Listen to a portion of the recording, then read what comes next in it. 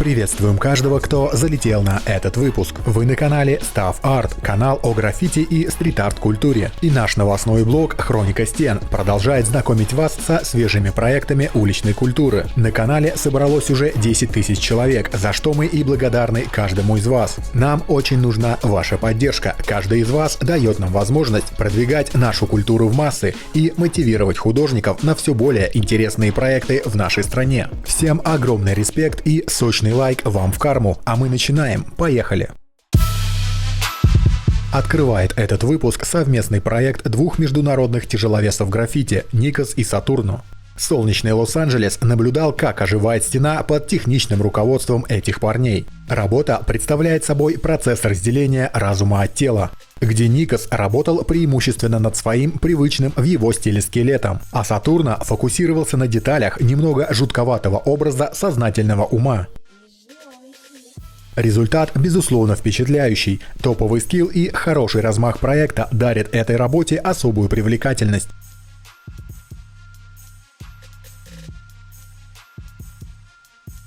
Актуальный стрит-арт от Никиты Номерс под названием «Режим повышенной готовности», в котором автор порассуждал над темой изоляции в нашей стране.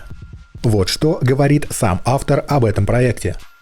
Этот проект о кризисе государства, рассмотренный через призму эпидемии. Используемые в работе образы и смыслы, которые сегодня регулярно встречаются в новостных сводках, не кажутся новыми. Они не возникли с приходом беды в виде страшной болезни.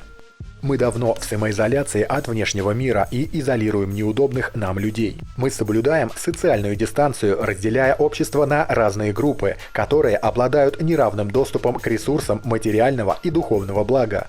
Мы много лет слушаем обращение государства, которое не хочет нас замечать, но хочет выстраивать систему тотального контроля и ограничений силовыми методами. Наша свобода мысли фильтруется респиратором, а наш режим – это пребывание в постоянной повышенной готовности.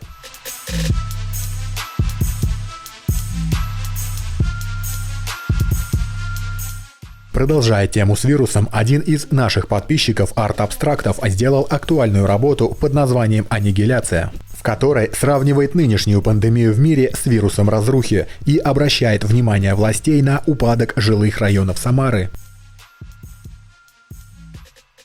Довольно известный ресурс Arte.tv выпустил очередную серию «5 минут с райтером». В этот раз гостем стал немецкий художник Хомбре с его круто отработанными персонажами как на улице, так и в диджитал направлении. Интересный художник как с технической, так и с творческой стороны. Всем советуем посмотреть.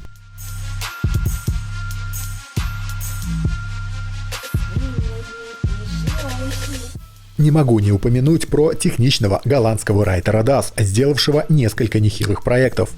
Февральская стенка в дождливом городе Дортмунд, Германия, совместно с райтерами Семер и Скити. Чистое исполнение и только самобытный стиль делают его работы довольно узнаваемыми и органичными, как по форме, так и по собранной композиции его шрифтов. А за пару месяцев до этого он принял участие в довольно известной выставке Art Basel, проходившей в Майами. Там же он отметился совместной работой с одним из пионеров граффити-движения райтером Риск. Цвета и стиль обоих художников хорошо дополняли друг друга. Фоновая составляющая в исполнении Риска и внимание к деталям от Das.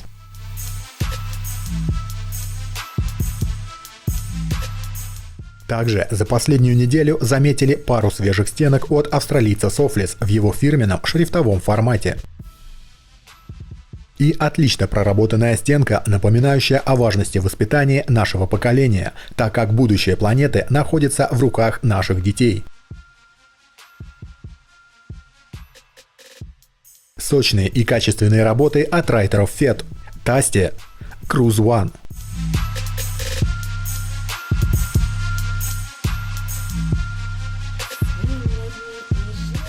Интересная работа от бразильского художника Рафаэля Джанг при поддержке компании Монтана. Реализм в последнее время становится все популярнее, и художники все чаще ставят эксперименты с этим направлением. И да, смотрится такой визуал очень впечатляюще, тут трудно не согласиться. Как и с работой от французского художника Брага, сделавшего из обычной железной бочки настоящего породистого кота. 17 апреля были подведены итоги большого скетч-баттла от компании Montana Colors. Заветными победителями стали 3 участников. Больше всего голосов было отдано за довольно креативный подход к формату от участника под ником Ospen Inc.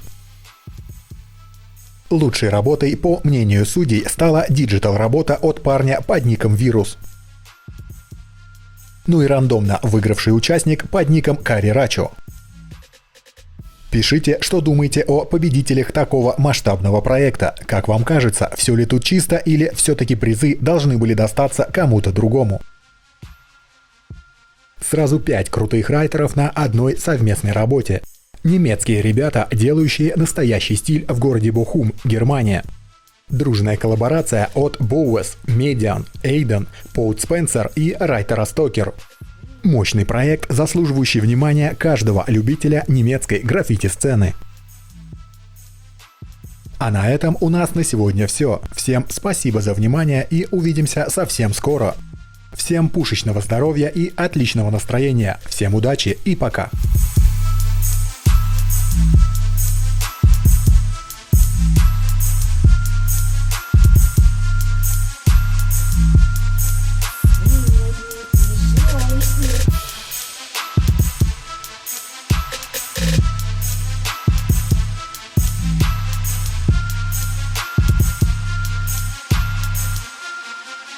Сильный и живой.